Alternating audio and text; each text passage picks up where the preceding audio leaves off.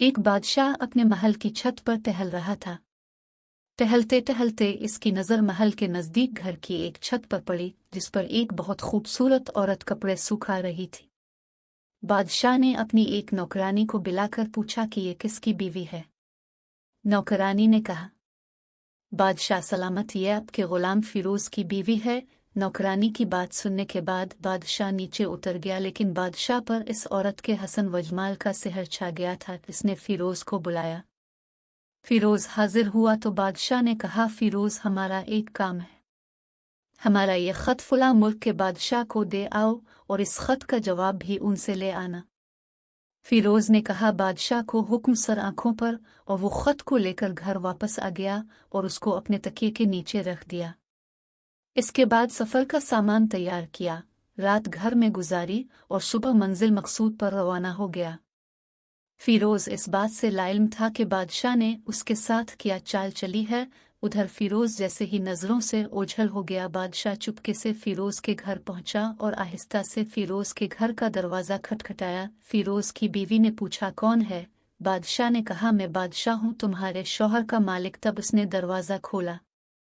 बादशाह अंदर आकर बैठ गया और फिरोज की बीवी ने हैरान होकर कहा कि आज बादशाह सलामत यहाँ हमारे गरीब खाने में कैसे तशरीफ ले आए। बादशाह ने कहा, मैं यहाँ आपका मेहमान बनकर आया हूँ। बादशाह की बात सुनने के बाद फिरोज की बीवी बादशाह का मतलब समझ गई और कहा, मैं अल्लाह की पनाह चाहती हूँ आपके इस तरह आने से, जिसमें मुझे कोई खैर नजर नहीं आ रही। बादशाह ने गुस्से में कहा कि लड़की, क्या कह रही हो तुम?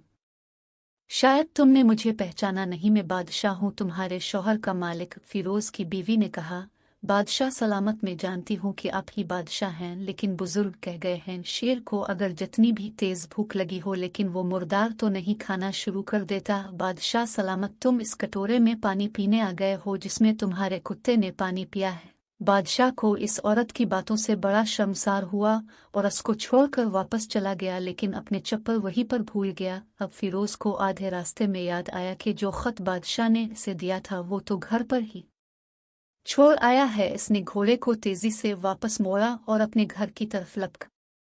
फिरोज अपने घर पहुंचा तो तकिए के नीचे से खत निकालते वक्त इसकी नजर पलंग के नीचे पड़े बादशाह की चप्पल पर पड़ी, जो वो जल्दी में भूल गया था। फिरोज का सर चकरा कर रह गया और वो समझ गया कि बादशाह ने इसको सफर पर सिर्फ इसलिए भेजा है ताकि वो अपना मतलब पूरा कर सके। फिरोज किसी को कुछ बताए बगैर चुपचाप घर से निकल गया। खत लेकर वो चल पड़ा और काम खत्म करने के बाद बादशाह के पास वापस आया तो बादशाह ने इनाम के तौर पर उसे 100 दिनार दिए।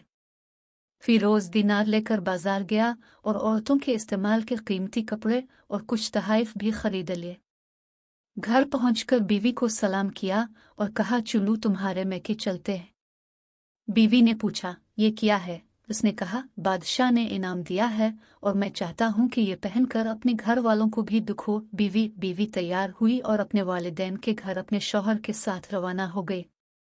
दामाद बेटी और उनके लिए लाए गए तहाइफ को देखकर वो लोग बहुत खुश हुए।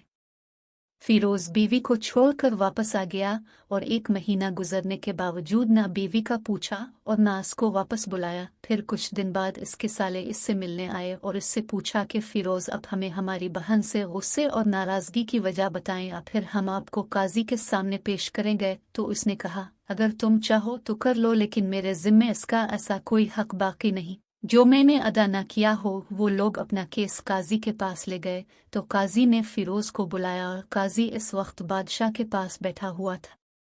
लड़की के भाइयों ने कहा, अल्लाह बादशाह सलामत और काजी अल-क़ज़ा को कायम विदाम रखे। काजी साहब, हमने एक सरसब्ज बाग, दरख्त फलों से भरे हुए और साथ में मीठे पानी का कुनवा इस शख्स के हवाले किया था, तो इस शख्स ने हमारा बाग उजाड़ दिया, सारे फल खा लिए, दरख्त काट ली और कुनवे को भी खराब करके बंद कर दिया। फिर काजी ने फिरोज की तरफ मुतवज्जे होकर पूछा, हाँ तो लड़के, तुम इस बारे में क्या कहते हो?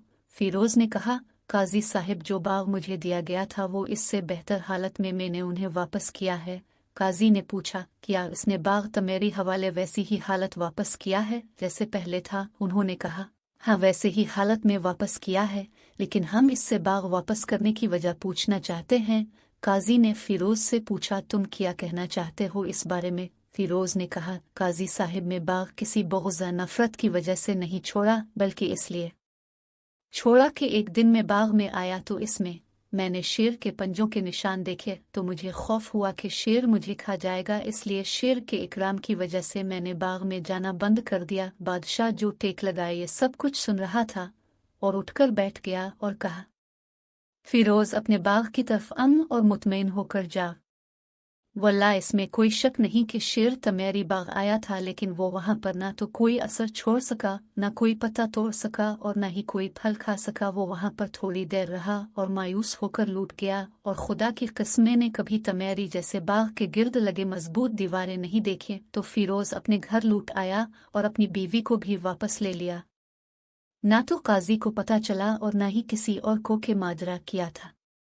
क्या खूब बेहतर है अपने अहलवाउल के राज छुपना, अपनी ताका लोगों को पता न चले, अपने घरों के भेद किसी पर जाहिर न होने दो। अल्लाह आप लोगों की औकात खुशियों से भर दे, आपको, आपके अहलवाउल को और आपके माल को अपने हिफ्ज़ व अमान में रखे।